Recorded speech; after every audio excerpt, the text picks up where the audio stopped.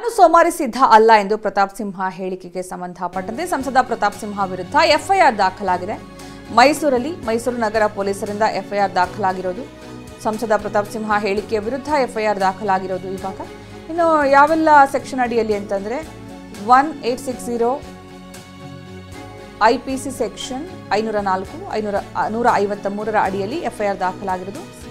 1860 IPC ಸೆಕ್ಷನ್ಗಳ ಅಡಿಯಲ್ಲಿ FIR ದಾಖಲಾಗಿರೋದು. ಮೈಸೂರಿನ ಪ್ರತಾಪ್ ಸಿಂಹ ಕಚೇರಿ ಮುಂದೆ ಕಾಂಗ್ರೆಸ್ ಪ್ರತಿಭಟನೆ ಕೂಡ ಮಾಡಿತ್ತು. ಎಫ್ಐಆರ್ ದಾಖಲಿಸುವಂತೆ ಕಾರ್ಯಕರ್ತರು ಒತ್ತಾಯಿಸಿದರು. ನಾನು ಸೋಮಾರಿ ಸಿದ್ಧ ಅಲ್ಲ ಅನ್ನುವಂತಹ ಹೇಳಿಕೆಗೆ ಸಾಕಷ್ಟು ಆಕ್ರೋಶ ವ್ಯಕ್ತವಾಗಿತ್ತು. ಪ್ರತಿಭಟನೆ ಕೂಡ ನಡೆದಿತ್ತು. ಇದೀಗ ಎಫ್ಐಆರ್ ಕೂಡ ದಾಖಲಾಗಿದೆ. ಹನುಮ ಜಯಂತಿಯ ಸಂದರ್ಭದಲ್ಲಿ ಪ್ರತಾಪ್ ಸಿಂಹ ಅವರು ಆಡಿರುವಂತಹ ಮಾತು ಈಗ ತೀವ್ರ ವಿವಾದಕ್ಕೆ ಕಾರಣವಾಗಿರುವುದು. ಮುಖ್ಯಮಂತ್ರಿಗಳ ವಿರುದ್ಧವೇ ಸೋಮಾರಿ ಸಿದ್ಧ ಅನ್ನುವಂತಹ ಶಬ್ದ ಬಳಕೆ ಮಾಡಿದ್ರು ಅನ್ನುವಂತಹ ಕಾರಣಕ್ಕಾಗಿ ನಾನು ಸೋಮಾರಿ ಸಿದ್ಧ ತರ ಜಾತಿಯನ್ನ ಎತ್ತಿಕಟ್ಟಿ ಕೆಲಸ ಮಾಡದೇ ಇರುವಂತಹ ಕೆಲಸ ಮಾಡಲ್ಲ ನಾನು ಅನ್ನುವಂತಹ ಅವರ ಹೇಳಿಕೆ ಇದೆಯಲ್ಲ, ಅದಕ್ಕೆ ಕಾಂಗ್ರೆಸ್ ತೀವ್ರ ಖಂಡನೆ ವ್ಯಕ್ತಪಡಿಸಿದೆ. ಖಂಡಿಸಿ ಪ್ರತಿಭಟನೆ ಕೂಡ ನಡೆಸಿದೆ. ಇದೀಗ ಸಂಸದ ಪ್ರತಾಪ್ ಸಿಂಹ ವಿರುದ್ಧ ಎಫ್ಐಆರ್ ದಾಖಲಾಗಿದೆ. ಮೈಸೂರಲ್ಲಿ IPC ಸೆಕ್ಷನ್ 504 153ರ ಅಡಿಯಲ್ಲಿ ಎಫ್ಐಆರ್ ದಾಖಲಾಗಿರೋದು.